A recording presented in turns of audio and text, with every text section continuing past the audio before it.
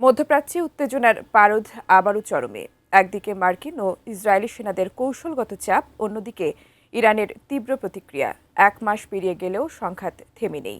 এরই মধ্যে মার্কিন বাহিনীদের উদ্দেশ্যে কঠোর হুঁশিয়ারি দিয়েছে ইরান।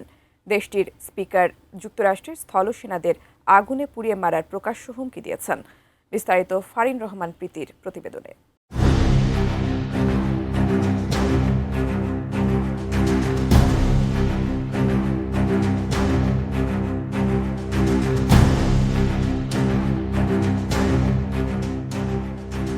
মধ্যপ্রাচ্যের উত্তপ্ত ভূরাজনীতিতে প্রতিদিনই বদলে যাচ্ছে যুদ্ধের সমীকরণ।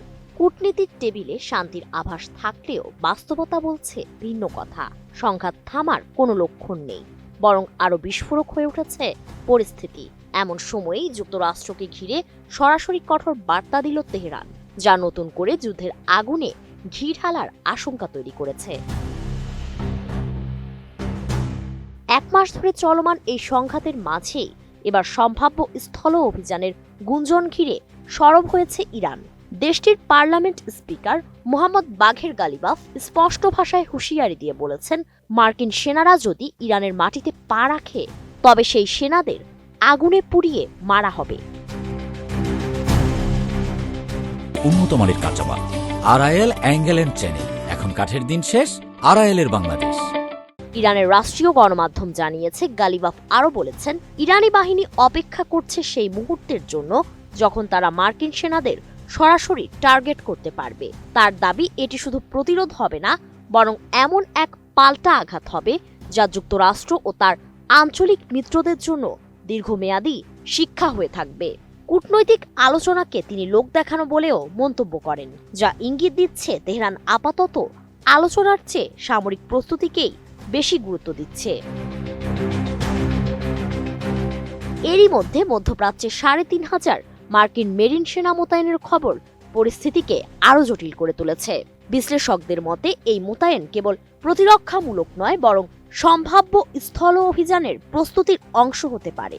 যদিও যুক্তরাষ্ট্রের পক্ষ থেকে এটিকে সীমিত পরিসরের অপারেশন হিসেবে ব্যাখ্যা করা হচ্ছে, তবুও ইরান এটিকে সরাসরি আগ্রাসনের পূর্বাভাস হিসেবেই দেখছে। তবে যুদ্ধ থামাতে কূটনৈতিক তৎপরতাও চলছে।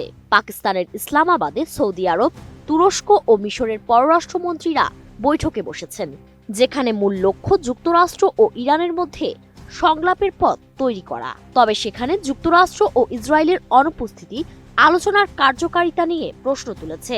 এর আগেই যুক্তরাষ্ট্রের দেওয়া 15 দফা শান্তি প্রস্তাব প্রত্যাখ্যান করে ইরান নিজস্ব শর্তে 5 দফা প্রস্তাব দিয়েছে, যেখানে হরমুজ প্রণালীতে সার্বভৌমত্ব ও কর্মকর্তাদের নিরাপত্তা নিশ্চিত করার বিষয়টি গুরুত্ব পেয়েছে।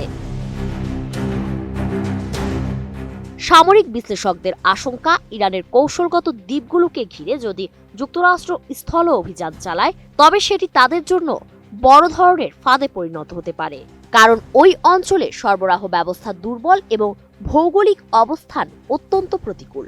সব মিলিয়ে মধ্যপ্রাচ্যের এই যুদ্ধ এখন আর শুধু আকাশ বা সমুদ্রেই সীমাবদ্ধ নেই, এটি ধীরে ধীরে স্থলযুদ্ধের দিকেও গড়াচ্ছে। ফারিন রহমান প্রীতি, এটিএন নিউজ।